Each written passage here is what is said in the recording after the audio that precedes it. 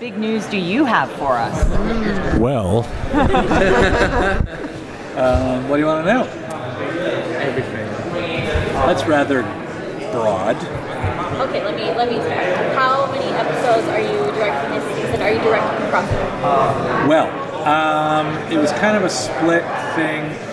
It was a difficult decision. I've directed the last 3 or 4. Remember, I'm tired right now. But this year I'm directing 801, the premiere.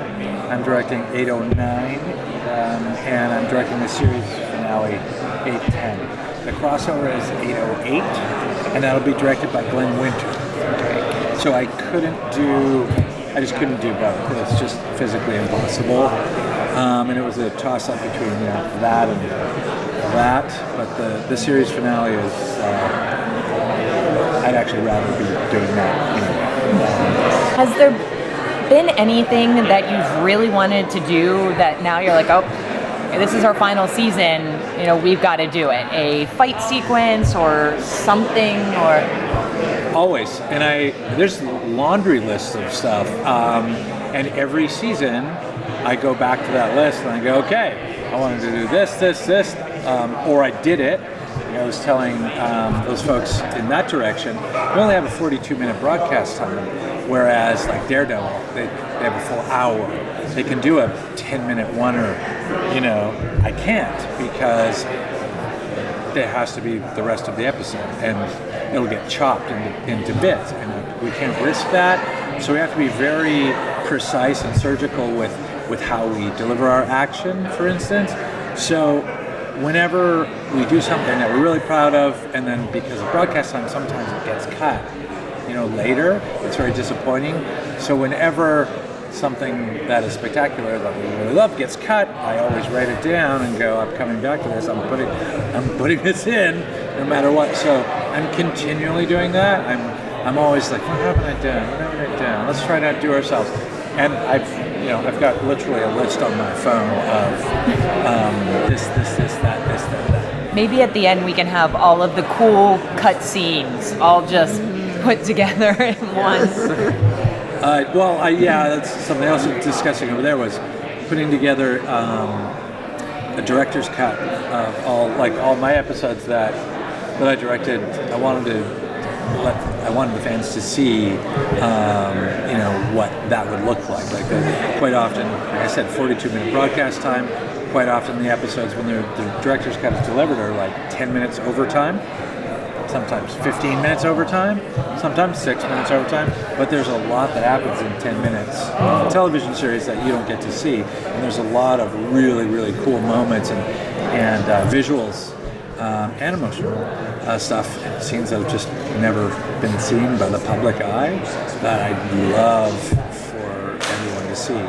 And somehow I want people to get to that. And when people yell at you on Twitter, really hard with their hands, they yell like that. You didn't do that right. I'm like, I'm not gonna every time go, well, I got cut out. There's nothing I could do about it. But I do feel poorly that everybody doesn't get what they want, but it's almost impossible to make everybody happy because all the fans are so, we've discussed this before, all the fans are so completely different, and everybody wants something different. You can't please everybody all the time. You just have to make a creative choice and go with it and have an opinion, and that's it, and this is what's up.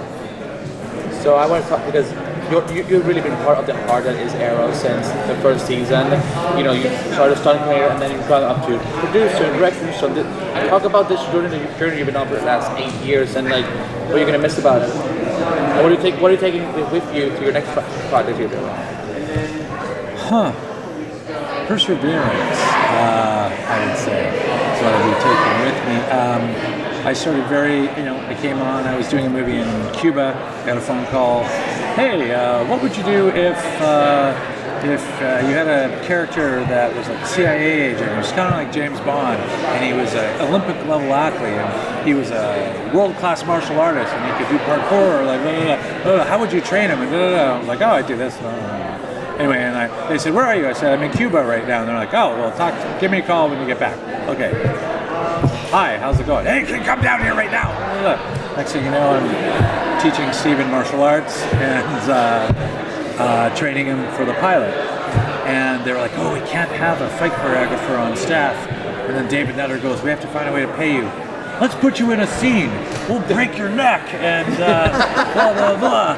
And I'm like, okay, whatever. So I got the credit as that guy.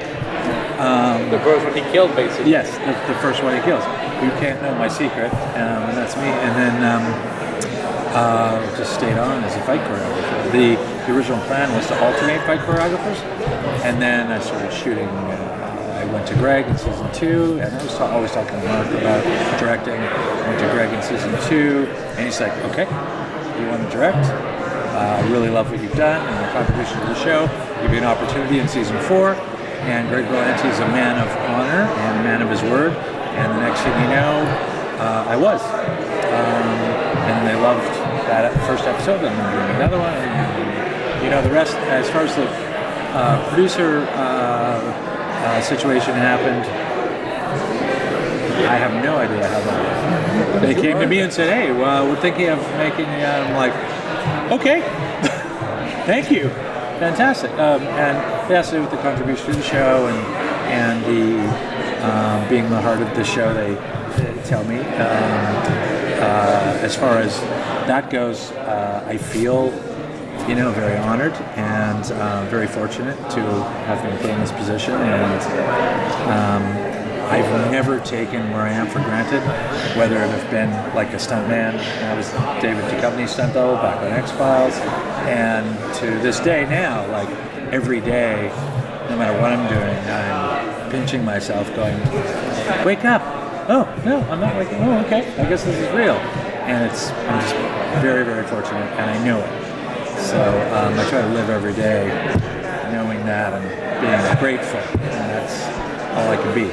And we are grateful for you. Thank you. Thank you. Thank you.